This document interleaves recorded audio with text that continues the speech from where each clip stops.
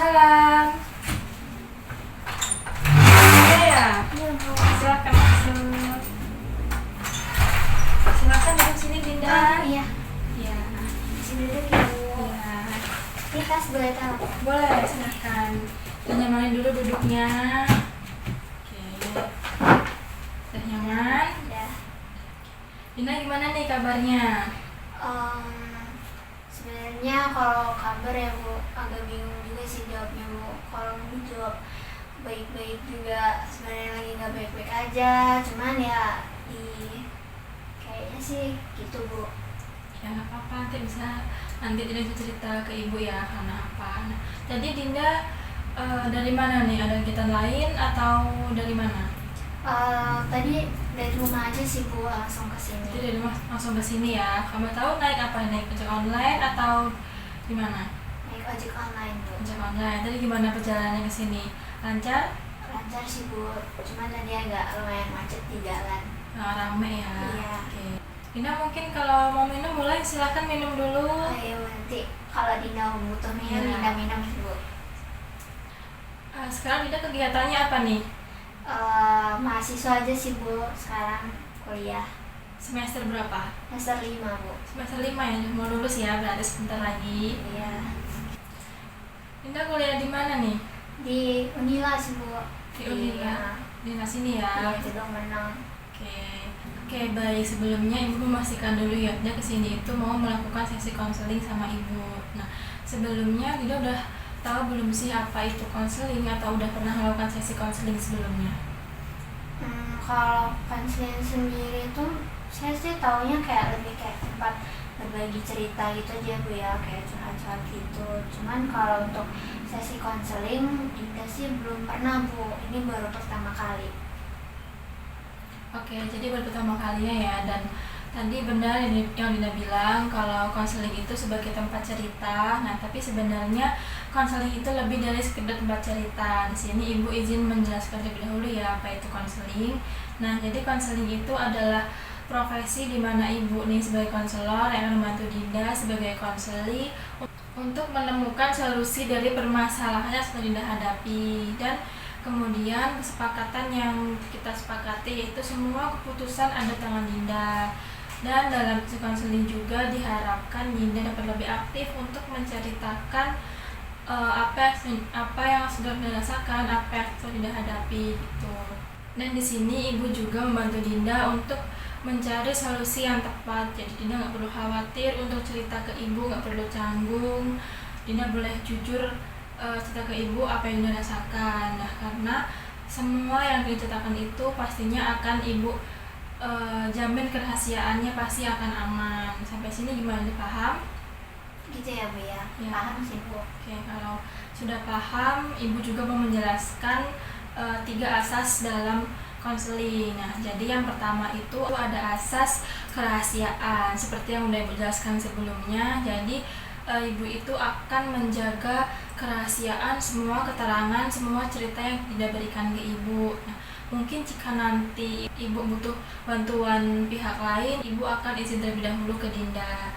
Nah, dan yang kedua itu ada asas keterbukaan. Jadi Dinda ini boleh cerita ke ibu sejujur mungkin apa yang sedang dirasain tanpa Dinda takut dihakimi. Dan yang ketiga itu ada asas kesukarelaan. Jadi Dinda ini nggak ada paksaan buat cerita ke ibu kalau emang Dinda belum siap. Dan Dinda juga datang ke sini atas kemauan siapa, kalau boleh tahu, atas kemauan Dinda sendiri atau kemauan siapa?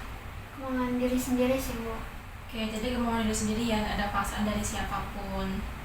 Nah, di sini juga ibu mau menyampaikan kontrak konseling kita. Jadi sesi konseling kita ini akan berlangsung sekitar 25 sampai 30 menit. Nanti jika mungkin di tengah jalan Dinda masih ada yang belum tersampaikan, masih ada yang kurang, kita bisa atur jadwal konseling kita kembali di sesi berikutnya. Sampai sini Dinda paham atau ada yang mau tanyakan? Paham, Bu, cukup. Ya, sudah paham ya. Kalau gitu kita bisa mulai saja ya.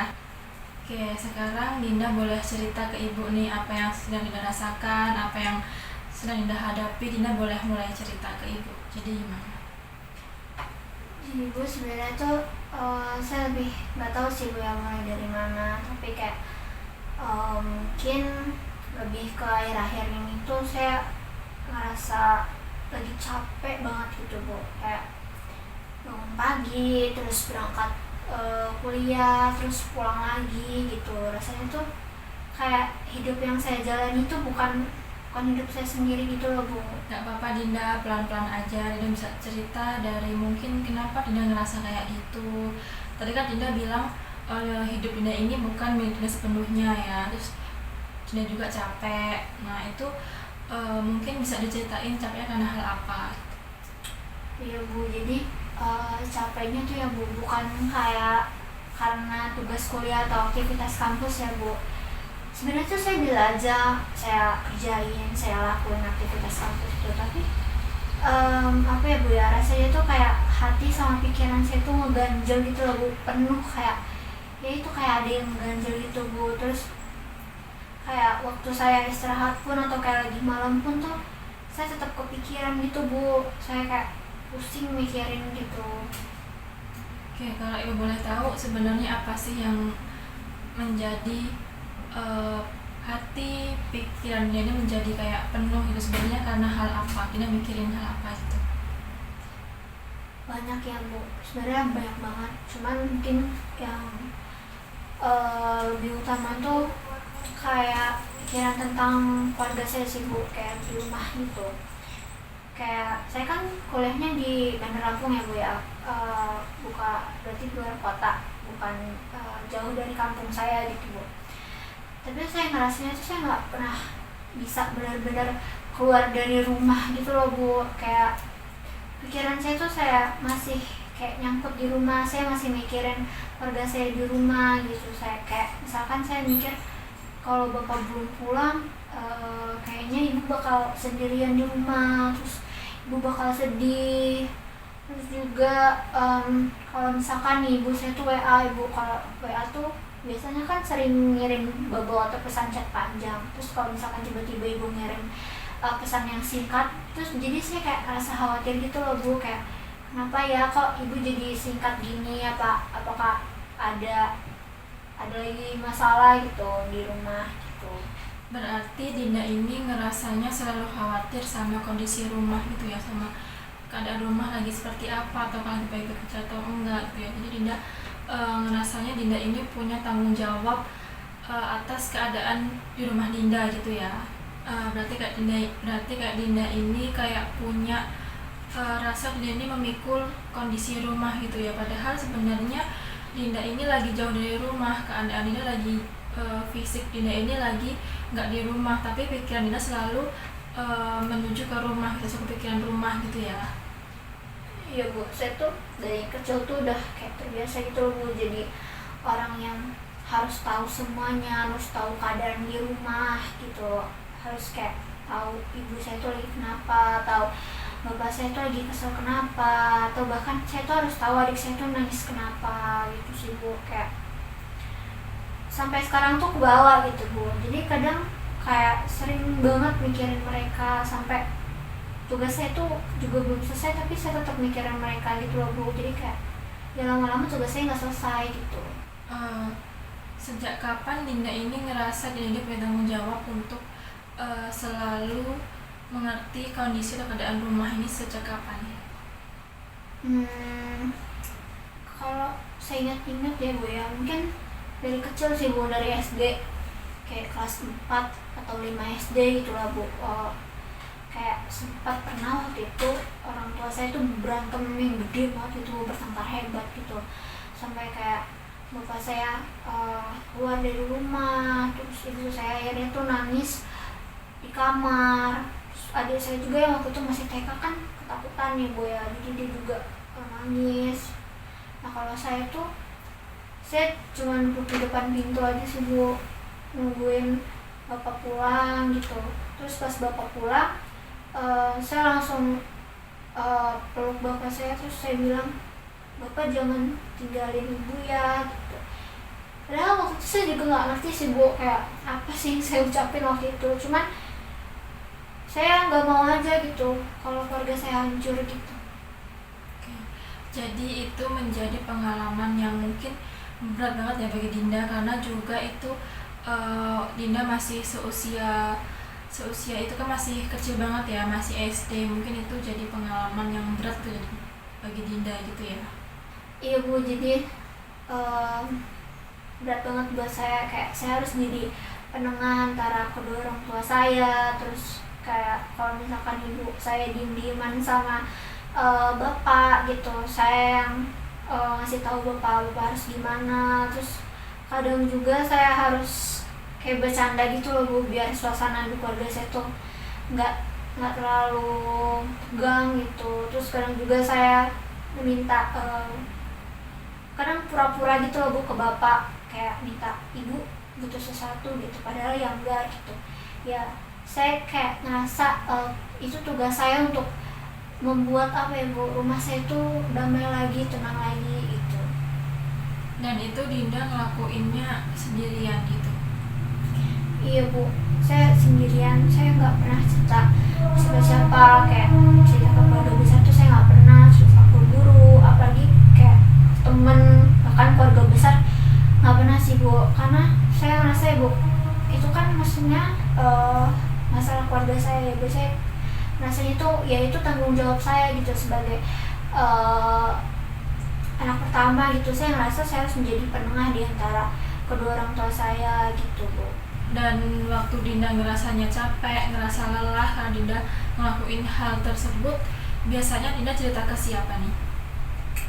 Saya nggak tahu sih Bu, saya tuh kayak nggak ada aja Bu, nggak ada yang saya ceritain gitu. Karena ya itu tadi Bu, di rumah tuh saya jadi tempat cerita ibu, tempat kalau bapak juga minta sampaikan sesuatu ke ibu, nah itu peran saya itu Bu. Terus saya nggak pernah menyampaikan apa yang saya rasain, kayak marah atau saya ikut nangis gitu. Kalau saya marah atau ikut nangis tuh mereka langsung kayak otomatis bilang, kamu nggak boleh gitu, kamu harus dewasa. Nah gitu Bu, jadi kayak akhirnya ya udah saya memilih diam dan nggak bercerita ke siapa-siapa Bu. Tapi ya itu Bu, lama saya nggak tahu saya ini anak ibu sama bapak saya atau bukan sih Bu gitu. Karena mungkin saya cuma jadi penengah yang kebetulan lahir sebagai anak pertama gitu. Oke. Tapi Dinda pernah nggak sih kayak berhenti sejenak gitu dari peran Dinda ini yang sebagai, kan Dinda seharusnya sebagai anak gitu ya di keluarga, tapi Dinda malah selalu kayak jadi penenang buat ketika orang tua lagi ada masalah. Nah Dinda pernah nggak sih kayak berhenti gitu? Nggak, kayaknya sih nggak pernah ya Bu. Karena misalkan ibu saya lagi di luar gitu atau lagi pergi main sama teman-teman saya gitu, saya tuh pikiran saya tuh nggak bisa berhenti gitu loh Bu. Saya tetap kepikiran tentang rumah. Kayak kalau misalkan saya coba untuk refreshing atau coba untuk santai tuh kayak ada suara yang muncul di pikiran saya tuh kayak kalau kamu santai berarti kamu egois gitu.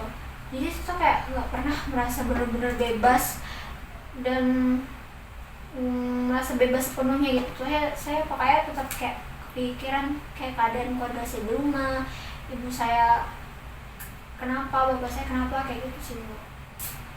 Kalau misalnya Dinda dengar suara ini ya, suara yang datang dari pikiran Dinda, karena Dinda kan selalu ngerasanya Dinda ini harus tahu semua kondisi rumah, keadaan rumah. Jadi Dinda ini mungkin suara-suara itu datang dari pikiran Dinda gitu ya. Nah ketika Dinda dengar atau ada pikiran kayak gitu, itu Dinda biasanya ngelakuin apa sih?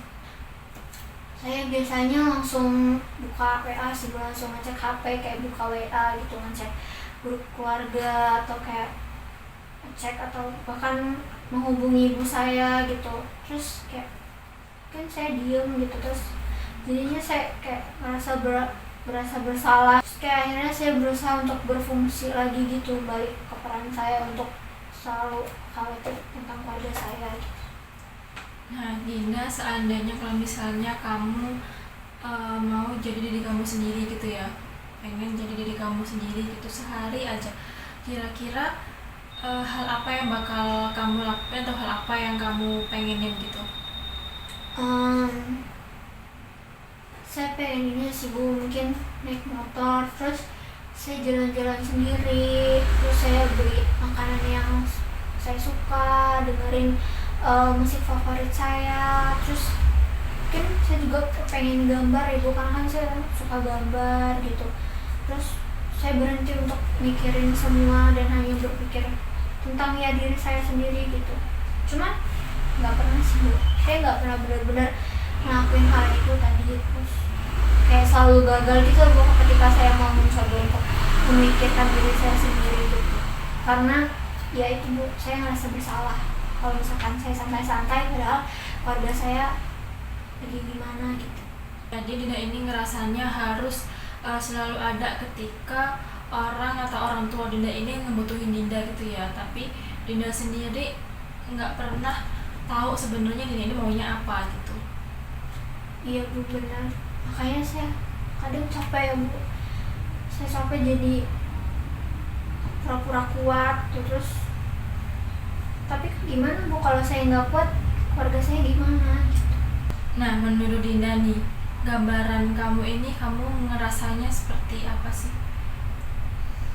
Saya tuh mungkin lebih ngerasa kayak sebagai penengah aja sih gitu Bu, kayak yang harus menjadi penenang antara ibu sama ayah saya, jadi penenang ibu dan bapak saya gitu di rumah, biar keadaan di rumah tuh tetap baik-baik aja gitu. Saya ngerasanya juga saya harus selalu ada buat mereka, tapi ya saya nggak terlihat, mungkin nggak terlihat gitu ya Bu. Saya juga ngerasa ya itu tuh bukan saya gitu, dan bukan saya yang seharusnya, bukan saya yang sebenarnya gitu.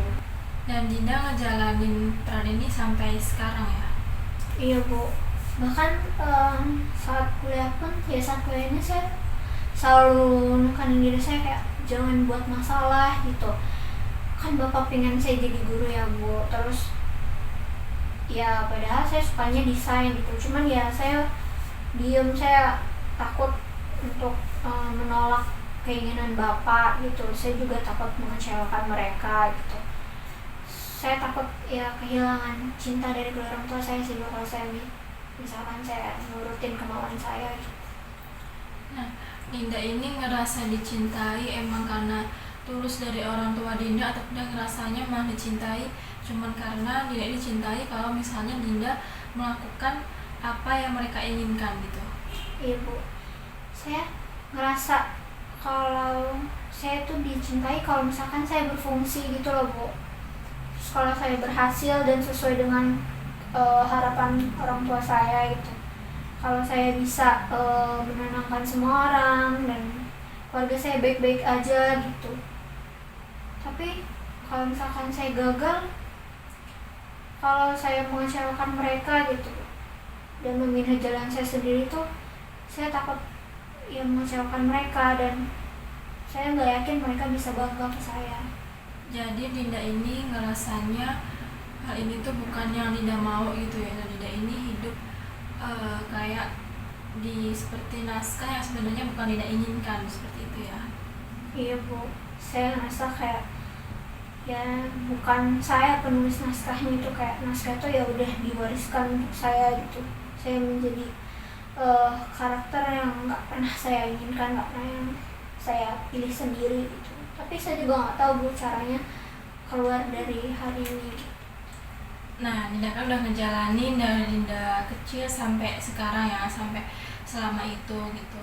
Terus Dinda ini pernah nggak sih kayak mikir-mikir gitu, kayak sebenarnya ini yang aku ambil sendiri tapi kenapa kok jadi kayak gini gitu? Atau malah Dinda ini malah menyalahkan keadaan, kayak kenapa sih harus kayak gini keadaannya gitu? Jujur ya Bu ya, saya nggak pernah ngerasa kalau saya tuh milih sendiri gitu Bu, kayak udah otomatis aja gitu.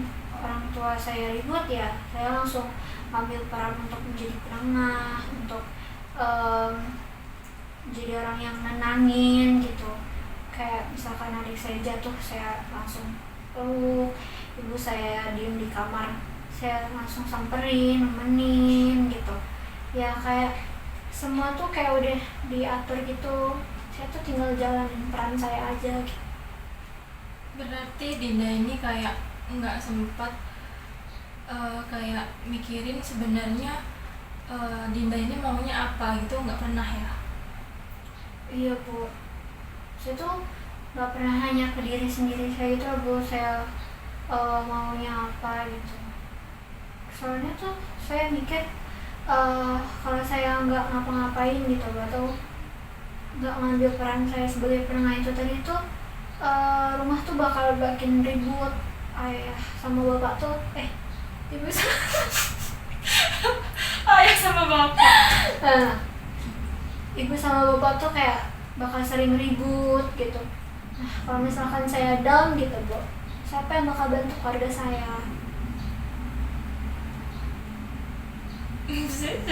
Kalau kamu bayangin hidup kamu. Kalau misalnya nih Dinda ngebayangin hidup Dinda ini kayak lagi berada dalam sebuah film atau drama gitu ya. Nah, Dinda ini ngerasanya tuh Dinda sebagai apa? Sebagai peran utama atau cuman sebagai figuran pengganti aja? Mungkin saya ngerasanya kayak figuran aja sih Bu, atau kayak lebih tepat itu tokoh pendukung yang nggak pernah dapat spotlight gitu, terus tapi harus bikin semuanya tenang, bikin semuanya bahagia gitu. Dan selama ini berarti Dinda juga gak pernah nanya kayak kalau misalnya aku gak jadi peran ini aku bakal jadi siapa gitu ya? Iya Bu, mungkin kayak pas saya mulai kepikiran gitu Bu, langsung muncul rasa takut gitu lah Bu, rasa takut kayak kalau saya milih peran saya sendiri atau milih apapun yang saya mau, saya malah nggak tahu mau saya apa dan malah nggak tahu harus jadi apa. Nah itu nggak apa-apa Dinda wajar ngerasa kayak gitu, tapi kan sekarang Dinda juga udah tahu sebenarnya Dinda ini maunya apa gitu. Dan sekarang juga Dinda udah mulai tahu, udah mulai sadar kalau selama ini tuh sebenarnya hidup Dinda tuh bukan hidup yang Dinda mau. Dinda cuma berada dalam naskah yang sebenarnya naskah itu bukan kemauan Dinda, yang bukan Dinda tulis sendiri gitu. Iya sih Bu, kayak baru sekarang tuh saya berani bilang kalau suara-suara kayak bilang yang di kepala saya yang bilang jangan egois, kamu harus kuat, itu tuh sebenarnya ya pikiran saya aja yang berlebihan, bukan benar-benar saya mikir saya seperti itu gitu. Cuman itu kan udah lama banget ya Bu berada di pikiran saya, jadi saya kayak ngerasa ya itu pikiran saya sendiri gitu, padahal ya ternyata bukan gitu Bu. Kalau Dinda nih misalnya bisa nulis ulang cerita di naskah kamu nih, bisa nulis sesuai yang Dinda ingin kayak Dinda mau, kira-kira Dinda mau nulis apa dalam naskah tersebut? Mungkin dalam naskah itu Dinda pengen banget tulis ini sih Bu, kayak Dinda juga manusia, Dinda juga bisa capek, dan itu bukan suatu hal yang salah. Dinda juga punya mimpi sendiri, dan punya mimpi itu tuh bukan satu hal yang egois. Mungkin saya tuh pengen jadi Dinda yang bukan sebagai anak pertama yang harus bisa semua gitu. Nah itu udah bagus banget Dinda, udah luar biasa banget. Kamu udah berani bilang ke diri kamu sendiri sebenarnya tuh apa yang kamu mau gitu. Nah dan kamu juga itu sebenarnya tuh punya pilihan kalau kamu itu harus milih jalan kamu sendiri gitu, nggak harus kamu itu nurutin kemauan orang gitu. Kamu bisa jadi diri kamu sendiri. Nah itu udah jadi langkah awal yang bagus banget buat kamu kedepannya, buat kamu jadi bisa diri kamu sendiri. Iya sih Bu, saya tahu tuh kayaknya nggak akan gampang gitu Bu. Tapi jujur kayak baru kali ini gitu Bu, saya ngerasa saya tuh ada harapan gitu loh Bu. Kayak ternyata hidup itu tuh nggak harus dijalani kayak yang sesuai aturan orang tua saya gitu Bu. Ternyata tuh ada jalan baru dan jalan lain yang bisa saya pilih gitu.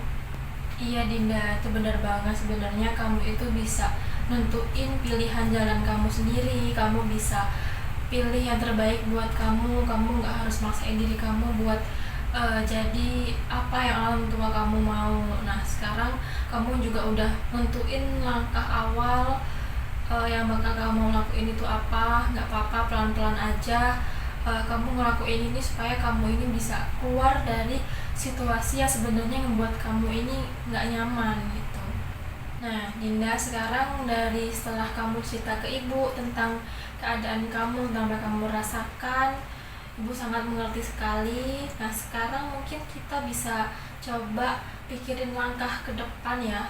Kita pikirin bareng-bareng langkah ke depan yang bakal kamu lakuin ke depannya apa gitu. Nah jadi sekarang kita bisa bareng-bareng buat mikirin kira-kira langkah kecil apa nih yang bakal kamu lakuin buat kedepannya, buat kamu ini bisa keluar dari situasi yang buat kamu gak nyaman ini gitu ya. Iya Bu, mungkin saya pengen ini sih Bu, pengen nulis surat untuk ibu saya. Saya kayaknya nggak bisa kalau misalkan bicara langsung, tapi saya pengen ibu saya tetap tahu perasaan saya gitu dari surat. Nah itu udah langkah awal yang bagus banget buat kamu lakuin ke depannya.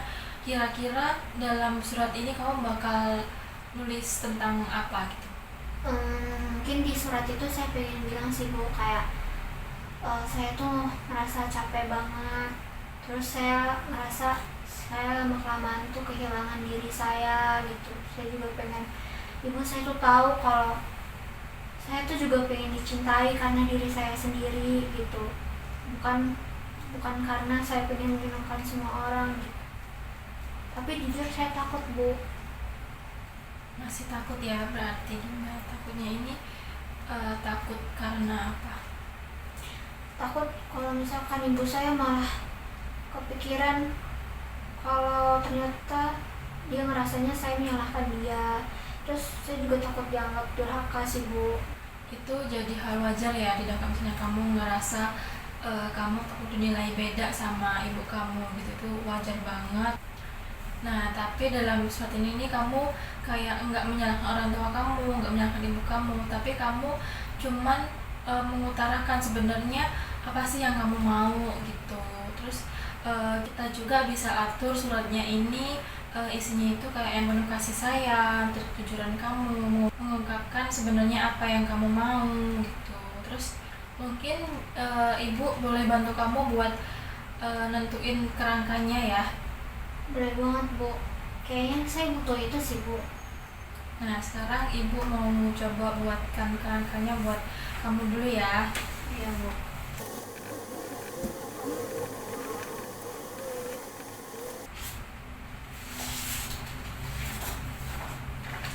Nah mungkin kira-kira gini ya Dinda, buat kerangka yang bakal kamu nanti bisa buat gitu. Mungkin seperti itu. Nah setelah kamu ngelihat kerangka ini gimana nih perasaan kamu? Rasanya sih campur aduk ya Bu.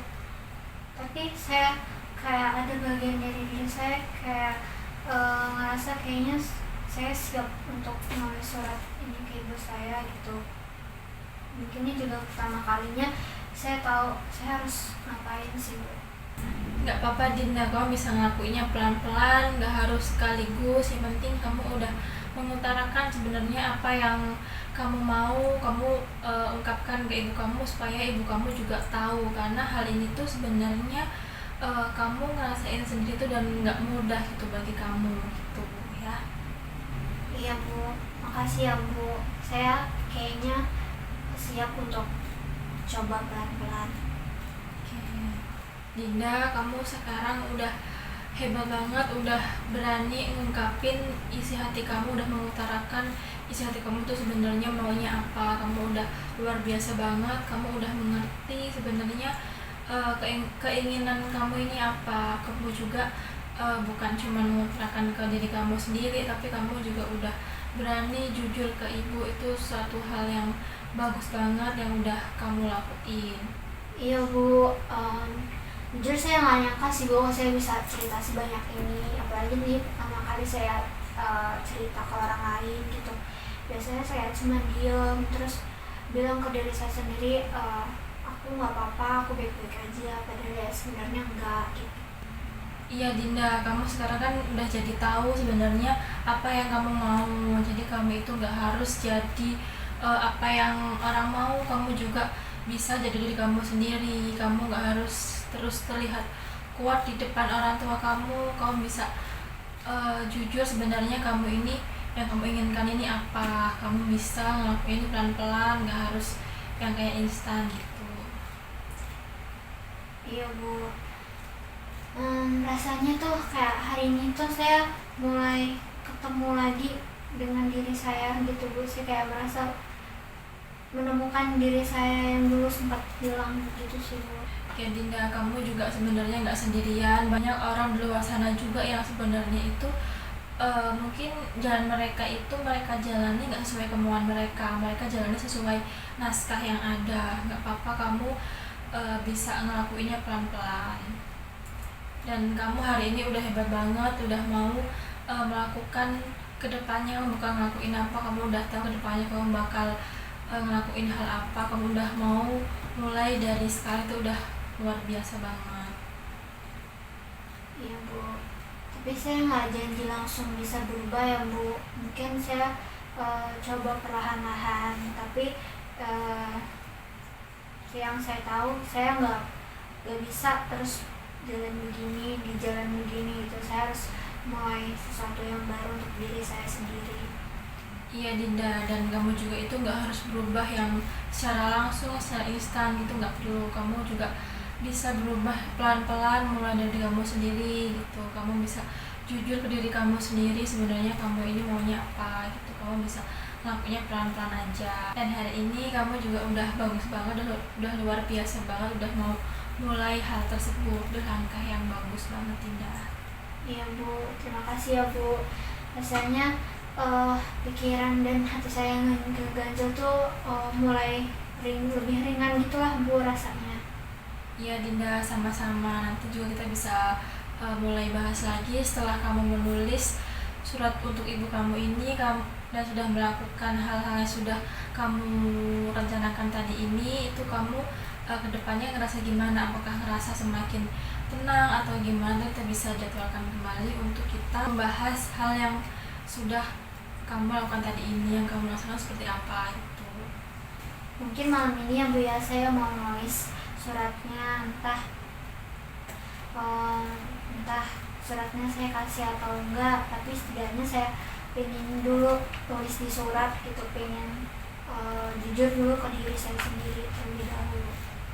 Nah, Dinda, itu udah luar biasa banget langkah yang kamu ambil. Kamu bisa nulis naskah yang sebenarnya kamu inginkan. Kamu bisa ngambil jalan sebenarnya kamu mau gitu. Itu kamu udah luar biasa banget. Kamu udah mau ngejalanin hal yang kedepannya itu bakal ngerubah kamu dari sebelumnya gitu.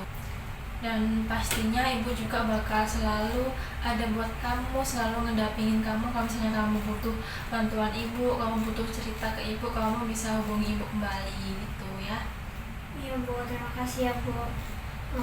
Saya jadi sadar saya tuh gak takut lagi untuk mulai nulis kembali jalan hidup saya. Nah, itu udah luar biasa banget Dinda. Kamu udah tahu yang bakal kamu lakuin itu apa. Kamu juga bakal mencoba gitu ya. Mungkin cukup sampai di sini ya. Juga ini udah waktunya udah mau habis juga. Kita bisa akhiri sesi kita kali ini, dan nanti jika mungkin Dinda masih mau ada yang dibicarakan dengan ibu, kita bisa atur kembali jadwal kita untuk bertemu seperti itu. Oke, kalau gitu saya boleh langsung pamit pulang ya? Langsung pulang? Iya Bu. Ini langsung pulang ke rumah atau ada kegiatan lain lagi? Mau kerja kelompok dulu sih Bu sama teman-teman. Oke, berarti ada kegiatan lain lagi ya? Iya. Pulangnya naik apa nih? Naik ojek online atau gimana? Iya Bu, naik ojek online aja sih Bu. Oke, kalau gitu mungkin cukup sekian ya Dinda. Terima kasih ini udah mau cerita ke ibu, udah luar biasa banget hari ini. Mungkin cukup sampai sini saja ya. Pulangnya hati-hati di jalan, jaga kesehatan dan semangat terus. Ya kalau bisa saya pamit pulang Iya, ya Bu. silakan. Ini boleh saya Iya, boleh, silakan dibawa kamu sekarang. Mari Bu Arta. Makasih ya Bu hari Ya, ini. silakan. Ya, Izin pulang sama-sama. Bu. Ya. Assalamualaikum. Hati-hati ya. Waalaikumsalam.